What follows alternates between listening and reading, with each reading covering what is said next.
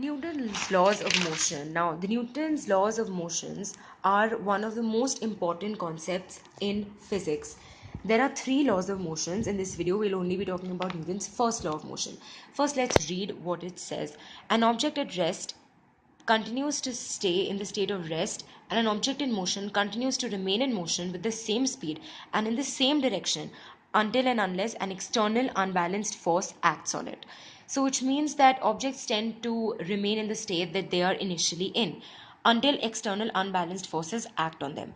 Now, why is it that the forces that act on them need to be unbalanced? Why is it that only unbalanced forces can bring about a change in their state of motion or rest? Simple, because if all the forces are balanced, say I have four different forces acting on this block, F1 and F2, that are equal in magnitude but opposite in direction, F3 and F4 again equal in magnitude but opposite in direction, these forces are going to cancel out each other, as a result of which the net force acting on the block is going to be zero. So even though forces are acting on it, it will not change its state of rest. Therefore, the forces that are required to change the state of motion or state of rest have to be unbalanced. They shouldn't cancel each other out, or net force should not be equal to zero.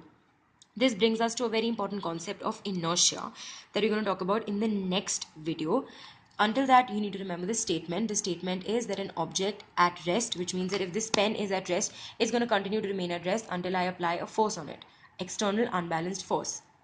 Now it's moving. Similarly, if there is something that is already moving, it's going to continue to move until an external unbalanced force acts on it to stop it. Here that external unbalanced force is friction, that's why it stops. But otherwise, if there was no friction, this was a frictionless table and it would have just been moving, then I would stop it with my hand. That's the external unbalanced force. Which means that if there was no friction and we had a frictionless surface, or a surface in vacuum and there's no air resistance, and I am riding a cycle on it, I would potentially keep on moving forever because there is no external unbalanced force that is going to act to stop me.